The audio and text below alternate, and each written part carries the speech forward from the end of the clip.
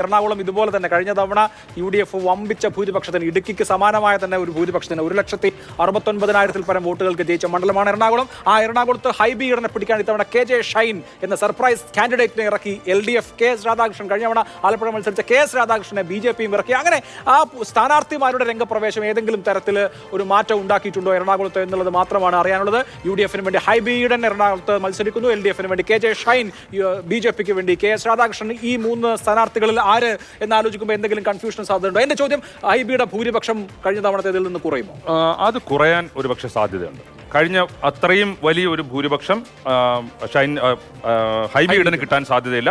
Shine teacher വലിയ രീതിയിൽ ഉള്ള ഒരു മുന്നേറ്റം നടത്തിയിട്ടുണ്ട്.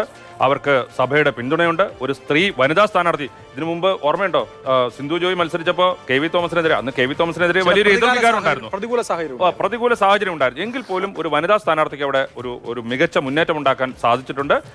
ഇതെല്ലാം കൂടി പരിഗണിക്കുമ്പോൾ കഴിഞ്ഞ തവണത്തിൽ നിന്ന് അദ്ദേഹത്തിന്റെ ഭൂരിപക്ഷം, ഹൈബിയുടെ ഭൂരിപക്ഷം കുറയാനാണ് സാധ്യത. 2009 ഓർമ്മയുണ്ടോ? അന്ന് വാർത്താ അവതാരകർക്ക് സിന്ധു ജോയ് എന്ന് പറഞ്ഞിട്ട് ലാസ്റ്റ് പരാജയപ്പെട്ടു. ഇത്തവണ അതുപോലെ KJ ഷൈൻ എന്ന് പറയേണ്ടി വരുമോ? ഷൈൻ അടുത്ത നിയമസഭാ തെരഞ്ഞെടുപ്പിലേക്കുള്ള സ്ഥാനാർത്ഥിയാണ്. നേരത്തെ ഇറക്കിയെന്നതിനപ്പുറത്തൊന്നും ഞാൻ കാണുന്നില്ല. ഹൈബി ഈഡന് തന്നെയാണ് നിസ്സംശയം പറയാവുന്ന നല്ല ഭൂരിപക്ഷത്തോടെ ഹൈബി ജയിക്കും എന്ന് തന്നെയാണ് കരുതുന്നത്. കാരണം വോട്ടിന്റെ ഘടന എങ്ങനെയാണ്? 50.79 കഴിഞ്ഞ തവണ UDFന് പോൾ ചെയ്തത്, 33.3 LDFനുള്ളത്. അതായത് LDFും UDFും തമ്മിൽ കഴിഞ്ഞ തവണത്തെ കണക്കനുസരിച്ചാണെങ്കിൽ 17% ഹ്യൂജ് ഡിഫറൻസ് ഉള്ള ഒരു മണ്ഡലമാണ് എറണാകുളം എന്നുള്ളതാണ് എറണാകുളത്തെ സംബന്ധിക്കുന്ന ഏറ്റവും പ്രധാനപ്പെട്ട കാര്യം. Doctor G. ഗോപകുമാർ, എറണാകുളത്ത് എന്തെങ്കിലും സർപ്രൈസ് താങ്കൾ പ്രതീക്ഷിക്കുന്നുണ്ടോ? കഴിഞ്ഞ തവണത്തെ 1.25 ലക്ഷത്തിന് അടുത്തുള്ള ഭൂരിപക്ഷത്തിൽ നിന്ന് ഒരു 1 ലക്ഷത്തിന് ചുവടെയൊക്കെ ആയിട്ട് ഹൈബിയുടെ ഭൂരിപക്ഷം കുറയാമോ? ഹൈബിയുടെ വളരെ അനുകൂലമായ രാഷ്ട്രീയ സാഹചര്യം അവിടെയുണ്ട്. ഇല്ലെങ്കിൽ തന്നെ എറണാകുളം പരമ്പരാഗതമായൊരു കോൺഗ്രസിനെ UDFനെ അനുകൂലിക്കുന്ന ഒരു മണ്ഡലമാണ്. മാത്രമല്ല ഇവിടെ പള്ളിയുടെയൊക്കെ പിന്തുണ ഷൈനുണ്ട് എന്ന് പറഞ്ഞാലും ജനകീയത ഹൈബിയുടനാണ് വളരെ ശക്തമാണ്. അതുകൊണ്ട് അദ്ദേഹത്തിൻ്റെ ഭൂരിപക്ഷം കുറയുമെന്നൊന്നും എനിക്ക് തോന്നുന്നില്ല. രാഷ്ട്രീയ സാഹചര്യം അനുകൂലമായ ഒരു പശ്ചാത്തലത്തിൽ ഇതുപോലുള്ള പരീക്ഷണങ്ങളൊക്കെ LDF മുമ്പ് നടത്തിയിട്ടുണ്ട്.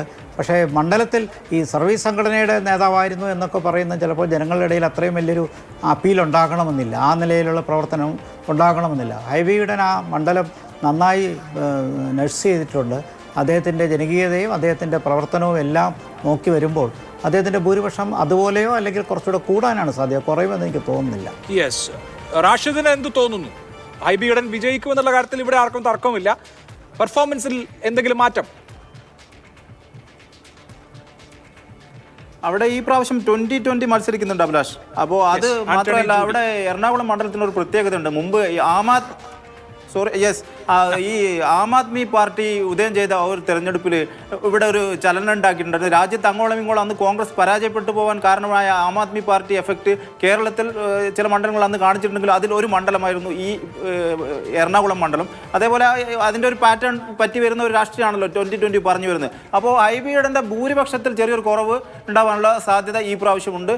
പരാജയം ഹൈബിയുടെ സംബന്ധിച്ചിടത്തോളം ഈ പ്രാവശ്യവും പ്രതീക്ഷിക്കേണ്ടതില്ല. അതൊരു സാധ്യതയേ അല്ല എറണാകുളത്തെ